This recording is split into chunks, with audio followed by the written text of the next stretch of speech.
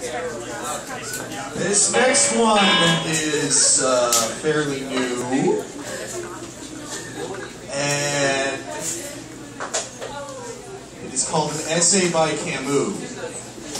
This is a reference to the myth of Sisyphus. How many of you took high school English? Because if you did, you should have read this. If you didn't, I'm ashamed of you. Very ashamed. This is yet another ode to suburban post-collegiate ennui. Ennui is a profound sense of existential boredom.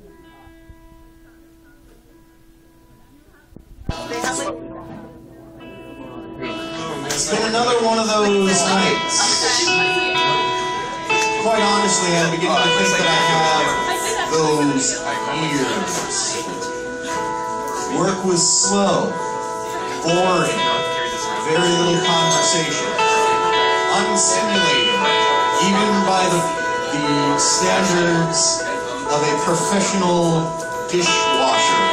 Righty tighty, let me do something. I came back to my parents' home, fed my cat, did laundry while I lifted weights and listened to Van Halen. I finished my routine, ate a protein bar, drank apple juice, smoked 2 cigarettes, then took a shower, shaved my face afterwards with a new razor. I had one left after this. I dried off, put on my black gym shorts, and went outside to smoke another cigarette. It was very windy. Went back inside, got dressed, grabbed my iPod, left my parents' house at 11:50 p.m., and I walked for half an hour to my regular bar, listening to replacements, thinking about little or nothing other than how long I would stay at the bar before I bought a 6-pack. I lasted 2 beers and 3 cigarettes. I sat out back of the bar, smoking and watching sports highlights I could quite frankly not care less about. Games of organized professional competition have never held my interest. I don't really see a point in it. I drank and smoked in silence. One of the bartenders was a very attractive blonde in short plaid shorts and a black tank top. I did not flirt with her when I asked for my 6-pack of water to go. I put $10 down on the bar, she handed me a brown paper bag, and I left.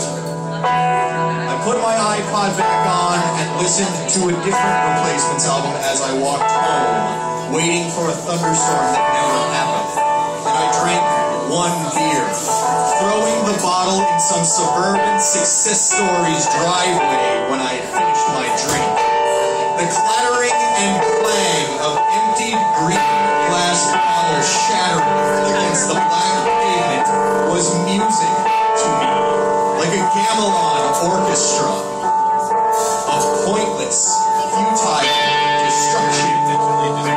Yours is such a satisfying thing to say, no matter how I say it or who I say it to, because I am paid, and you could stop my worldview up a hat.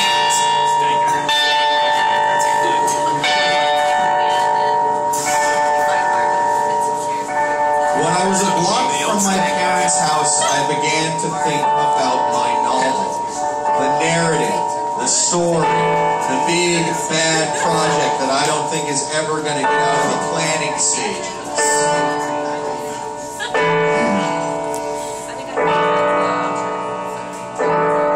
Oh, yeah, I'm lost.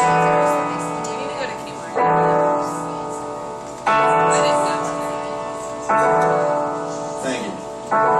The love story, the hero's journey, the travelogue, 300 to 800 pages about one person finding point or purpose, or at least the will to press on in a world he never made.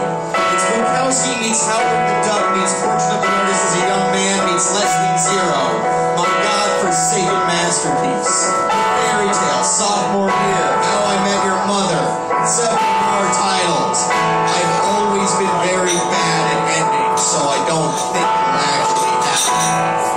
When I got home, I drank another beer and smoked a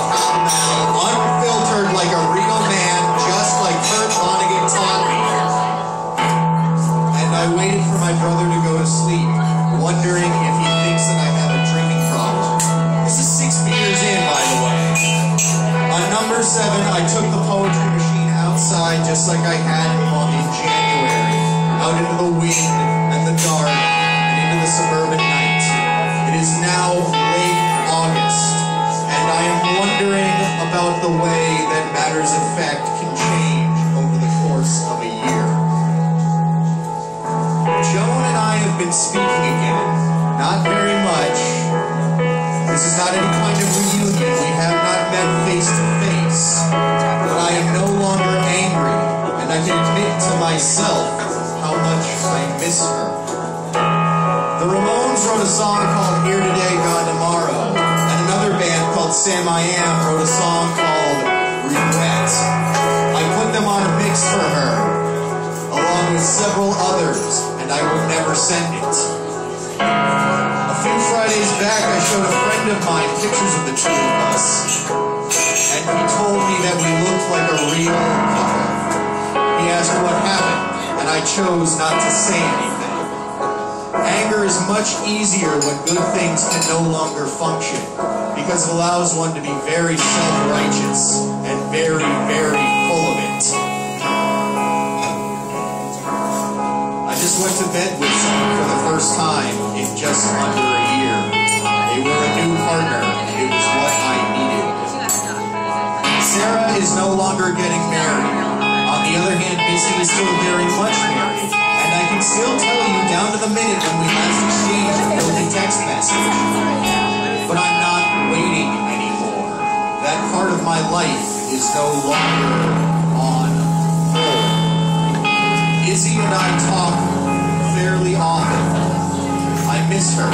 She misses me. I'm not sure we miss the same thing, but she keeps on calling me her puppy, and my tail keeps on wagging every time she does. Mary sent me a text message a few days back that made my heart sink like fireworks, and I told her that it would be glorious. I spent most of last week stoned out of my mind on very good drugs, listening to the Sex Pistols, and I wrote a poem hoping to thank them for teaching me how to say screw you.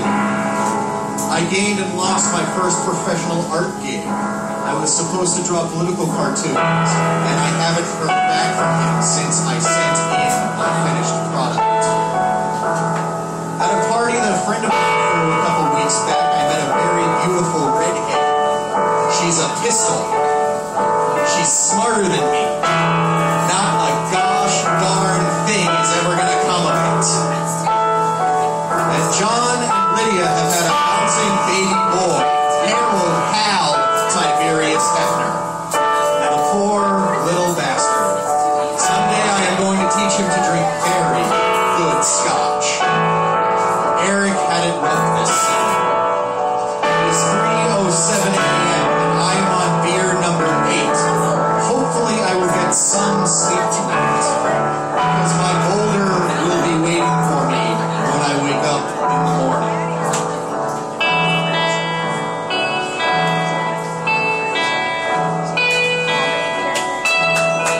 Thank you very much, ladies and gentlemen. We're sorry it took so long to set up.